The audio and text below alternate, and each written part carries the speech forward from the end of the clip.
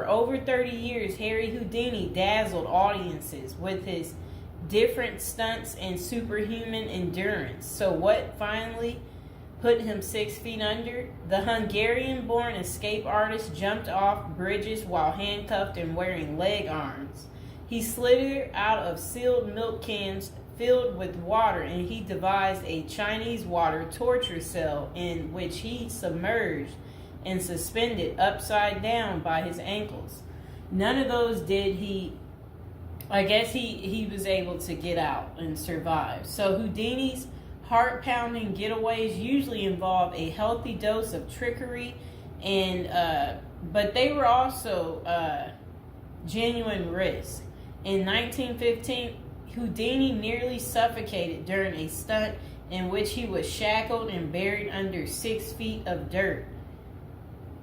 Houdini had made a career out of surviving the impossible, which only made the circumstances of his 1926 death all more mysterious. The 52-year-old performed before a packed audience in Detroit on October 24th, but was rushed to the hospital afterwards with an apparent case of appendicitis. He died just a week later on Halloween, leaving his legions of admirers bewildered. Okay, so an obituary in the New York Times expressed shock at the passing of the man who so often had seemed to thousands to be cheating the very jaws of death. And I want to talk about something else. So I've been to Detroit, and I don't remember anybody talking about Houdini there. And I think they should have had some of his cool, iconic stuff there. But I did see they had Houdini stuff in Las Vegas when I was in Vegas. So, I don't know why they don't have it set up in Detroit. So Houdini's final performance, the strange series of events that led to Houdini's demise, had kicked off several weeks earlier on October 11th. 1926, while being shackled into his Chinese water torture cell during a performance in Albany, New York. So it says he was struck on the leg by a piece of faulty equipment. He hobbled his way through the rest of the show, but was later found to have sustained a fractured left ankle. Against doctors' orders, Houdini continued his torture and traveled to Montreal, where he gave a lecture at McGill University. Just a few days later, on October 22nd, he invited some McGill students to visit him in his dressing room at the Princess Theater. The magician's sore ankle was still bothering him, so he plopped down on a couch while the group chatted.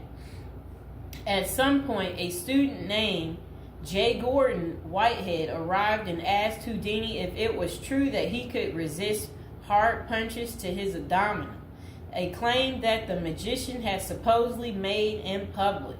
According to witness Sam Smits, when Houdini said the rumors were true, Whitehead abruptly delivered 4 to 5 terribly, forcibly deliberate, well-directed blows to his stomach. Houdini was still reclined on the couch and had no time to prepare for the punches, which appeared to leave him in considerable pain. And now would be a good time to like the video and to subscribe to my channel. Do you like this new series? This is the Death series, and there will be more series to come and more episodes from the Death series as well. And do you like my prison series? And if you haven't checked out my prison series I created just for you, you can go ahead and check out my playlist. And there's also a love spell series that I think you will enjoy too checking out. Okay, so Houdini brushed off the incident at the time, but that same evening he began to complain of discomfort and stomach cramps. His condition only worsened the next day when he boarded an overnight train to Detroit for a new run of performances. The magician developed severe abdominal pain, cold sweats, and fatigue, and his temperature rose to 104 degrees. A doctor suspected appendicitis and instructed Houdini to go to a hospital, but the performer insisted on taking the stage for his opening night show at Garrick Theater. Isn't that really funny? He still wanted to work even though he wasn't doing so well. Okay, he proceeded to struggle through his routine before collapsing immediately after the final curtain. The show would be Houdini's last. The same night, he was taken to a Detroit hospital and prepared for surgery. Doctors successfully removed his appendix, which was found to have ruptured several days earlier, but it had already poisoned his insides. Despite a grim prognosis, the magician clung to life until October 31st, when he died with his wife Bess and his two brothers by his side. The official cause of Houdini's death was listed as peritonitis caused by a ruptured appendix. At the time, the magician's doctors firmly believed that the illness was the result of so I guess some guy had given him something backstage during an encounter in Montreal. Okay, so such cases of traumatic appendicitis are extraordinarily rare. One study found only a couple dozen instances over a nearly 20-year period, but in 1926 the diagnosis was widely accepted. Houdini's life insurance company was even forced to pay his wife a double for accidental death. Okay, so doubts arise over the escape artist's death.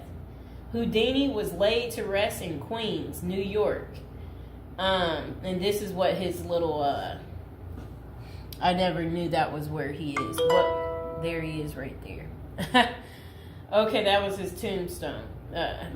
Okay, so look, maybe I can put that tombstone as the thumbtack, people. Okay, so Houdini was laid to rest in Queens on November 4th, 1926, but rumors about his unusual death have persisted ever since. Many of the theories tend to focus on the magician's contentious relationship with spiritualism, a pseudo-fed religion whose adherents once claimed it was possible to communicate with the dead through seances and mediums. Houdini, a born skeptic, had spent much of the 1920s on a mission to debunk the spiritualist claims and expose its top psychics as frauds. The Crusades earned him several $1 million worth of lawsuits and more than a few enemies, but at the time of his demise, he showed no signs of letting up. Just a few months earlier, he had testified in front of Congress in support of a bill to outlaw fortune-telling in Washington, D.C. Could Houdini's meddling have gotten him killed? In the 2006 biography, The Secret Life of Houdini, authors William Kalash and Larry Sloman contend that the magician's death may have been a carefully planned assassination by members of the spiritualist community. If one were to suspect Houdini a victim of foul play, they write, then the section of organization crime that was composed of fraudulent spirit mediums must be considered likely suspect. Okay, so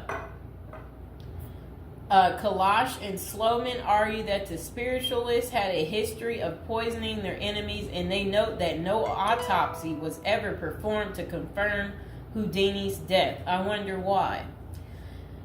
So his death was actually caused by appendicitis. If someone were hell-bent on poisoning Houdini, it wouldn't have been very difficult, they concluded. Considerable debate has also focused on J. Gordon Whitehead, the McGill student who supposedly delivered the potentially fatal gut punches to Houdini's Montreal dressing room. In the 2005 book, The Man Who Killed Houdini, author Don Bell floated a theory that Whitehead may have been in league with the spiritualists, some of who had previously threatened to harm Houdini or have him beaten up. Bell concluded that there was not enough evidence to connect Whitehead to any kind of criminal plot, but others have argued that he was an enemy agent who stalked Houdini during the magician's time in Montreal. Okay, so was Houdini murdered?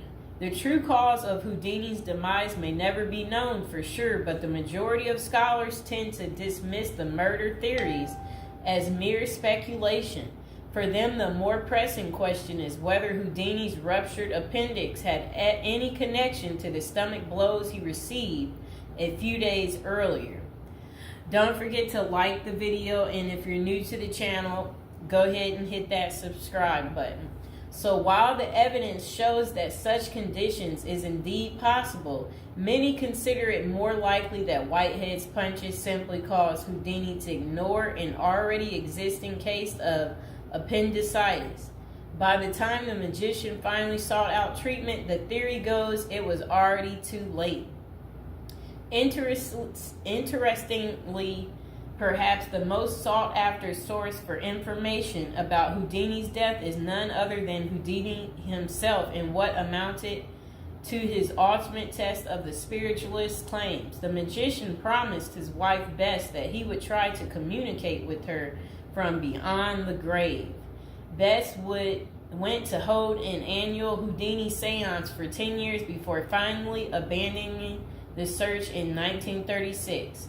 Fans and fellow magicians have since made the seance a Halloween tradition, but thus far, the great Houdini's ghost has refused to speak. I wonder why.